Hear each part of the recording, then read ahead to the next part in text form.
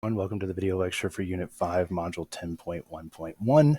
And this one we're going to be talking about the digestive tract. As always, here are your learning objectives, so be sure to utilize these when studying for your lecture quiz as well as the unit exam. Let's go ahead and get started. So the digestive system might not have the visibility of the integumentary system or the glamour of the reproductive system, but it is certainly just as important.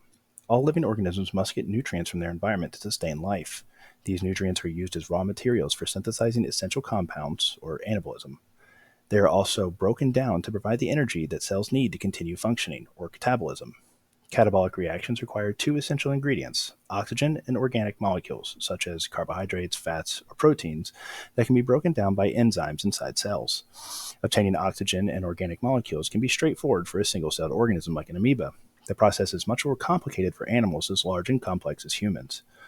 Along with increasing size and complexity come a division of labor within the body and the need to coordinate organ system activities. In this module, we're going to discuss the structure and function of the digestive tract and several digestive glands, notably the liver and the pancreas. We'll look at the process of digestion and how it breaks down large and complex organic molecules into smaller fragments that can be absorbed by the digestive epithelium. We'll also see how a few organic waste are removed from the body.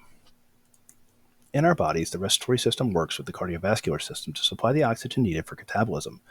The digestive system, working with the cardiovascular and lymphatic systems, provides the needed organic molecules. In effect, the digestive system supplies both the fuel that keeps all the body cells running and the building blocks needed for cell growth and repair.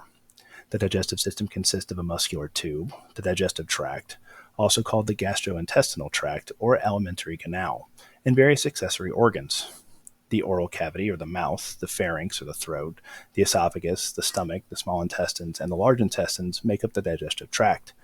Accessory digestive organs include the teeth, the tongue, and various glandular organs, such as the salivary gland, the liver, the gallbladder, and the pancreas. The glandular organs secrete their products into ducts that empty into the digestive tract. These secretions contain water, enzymes, buffers, and other substances. Food enters the digestive tract and passes along its length. Along the way, the secretions of the glandular organs prepare organic and inorganic nutrients for absorption across the epithelium of the digestive tract. The digestive tract begins at the oral cavity. It continues through the pharynx, esophagus, stomach, small intestines, and large intestines, which opens into the exterior at the anus. These structures have overlapping functions, but each has a certain areas of specialization and shows distinctive histological characteristics. We can regard digestive functions as a series of 6 integrated steps. 1. Ingestion takes place when materials enter the oral cavity of the digestive tract. Ingestion is an active process involving conscious choice and decision-making. 2. Mechanical processing is crushing and shearing that makes materials easier to repel along the digestive tract.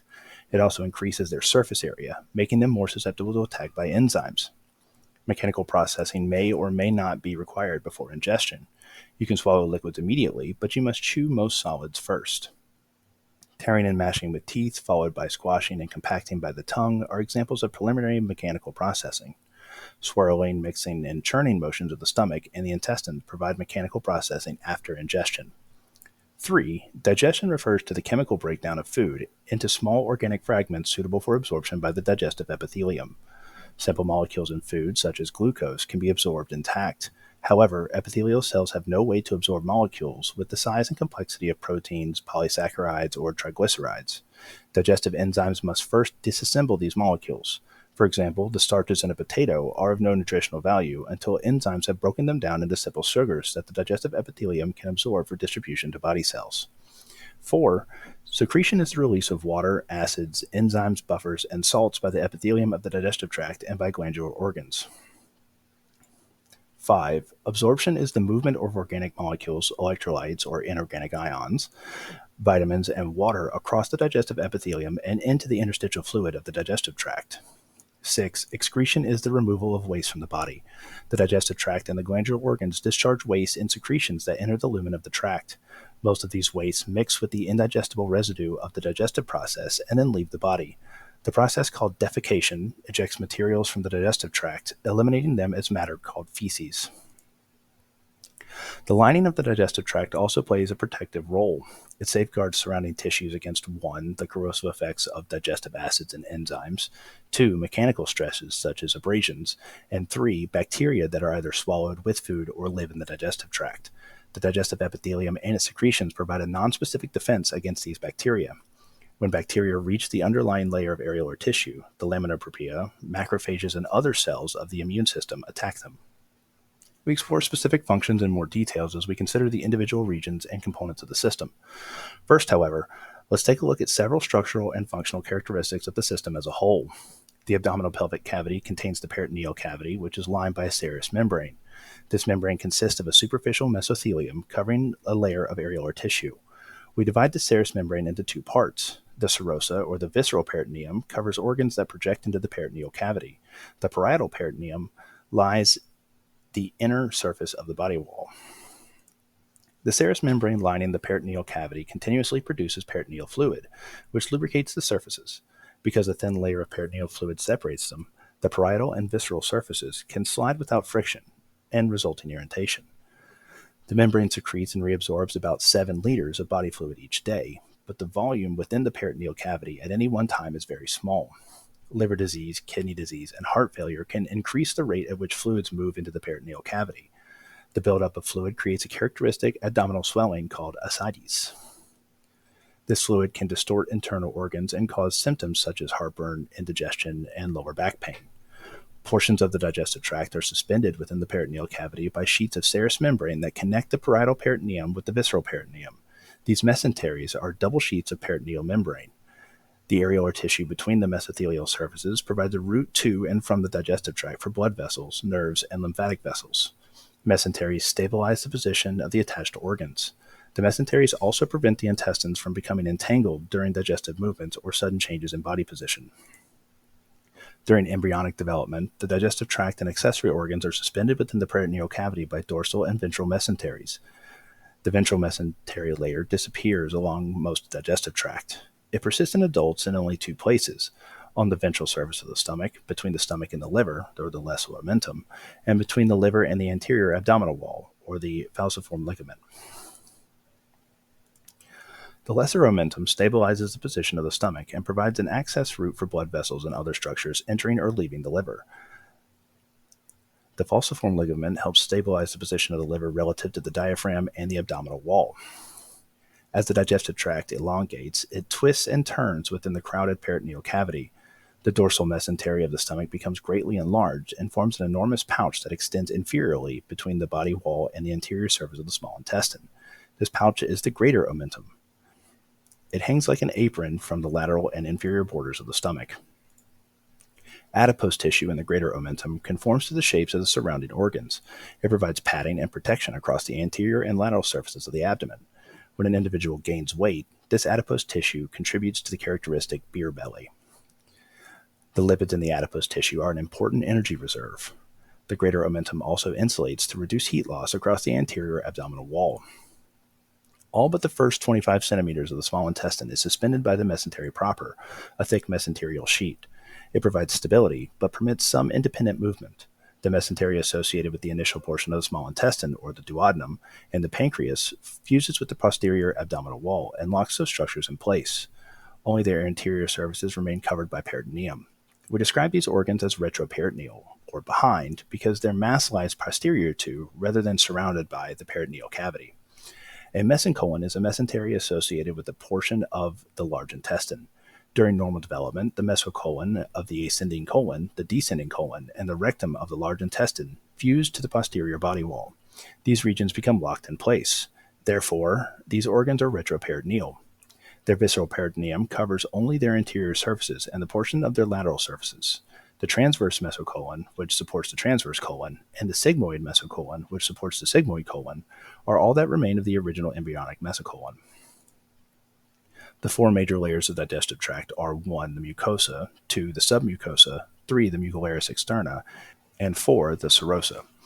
The structure of these layers varies by region. It most closely resembles the small intestine, the largest segment of the digestive tract. The inner lining, or the mucosa of the digestive tract, is a mucous membrane. It consists of an epithelium moistened by glandular secretions and a lamina propria of areolar tissue. The mucosal epithelium is either simple or stratified, depending on its location and the stresses placed on it. Mechanical stresses are the most severe in the oral cavity, the pharynx, and the esophagus.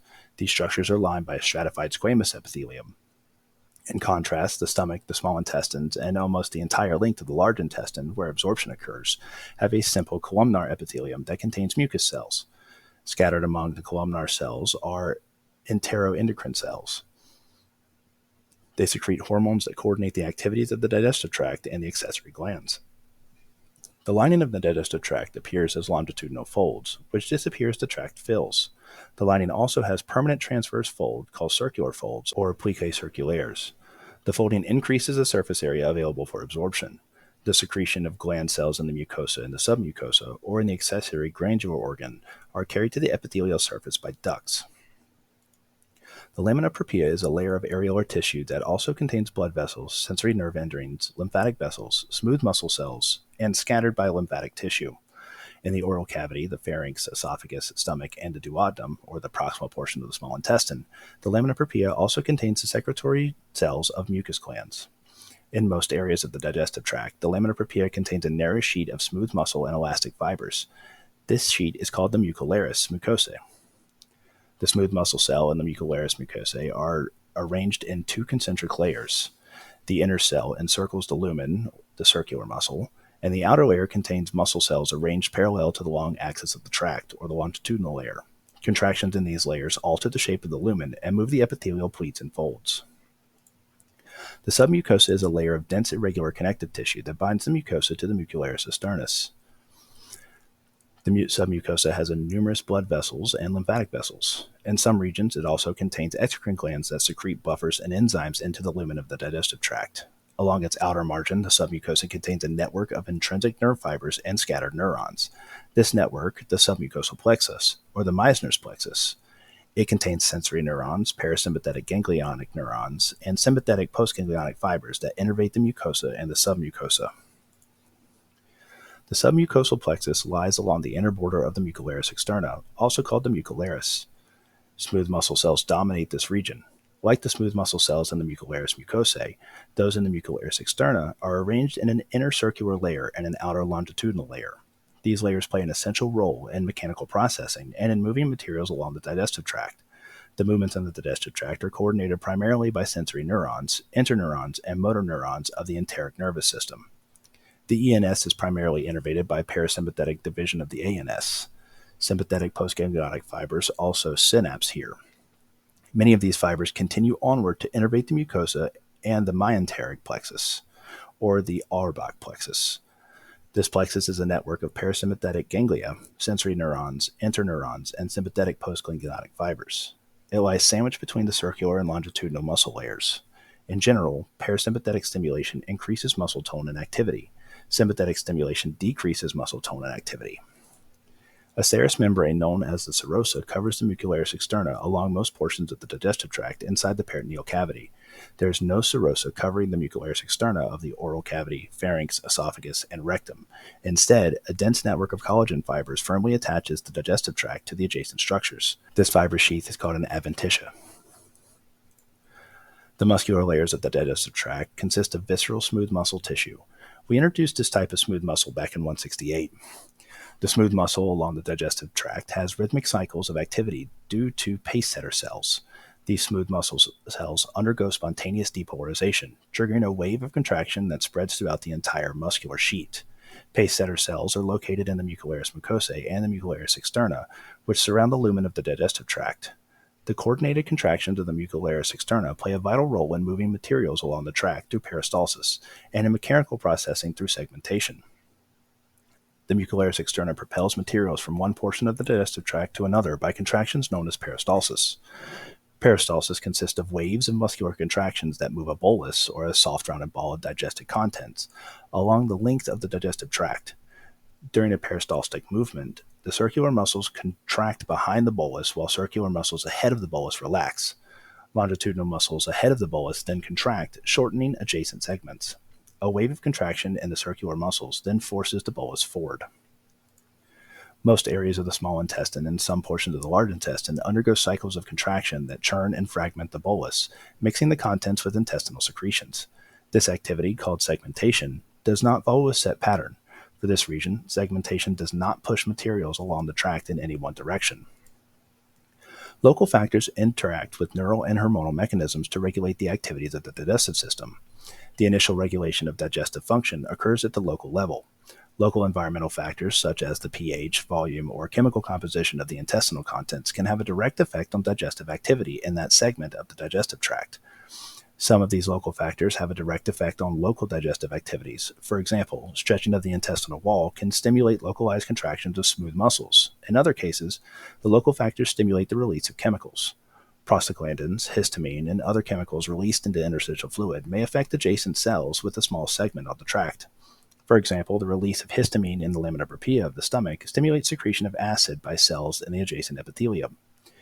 Neural mechanisms control digestive tract movement.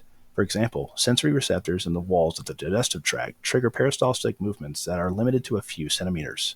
The motor neurons that control smooth muscle contraction and the glandular secretion are located in the mesenteric plexus.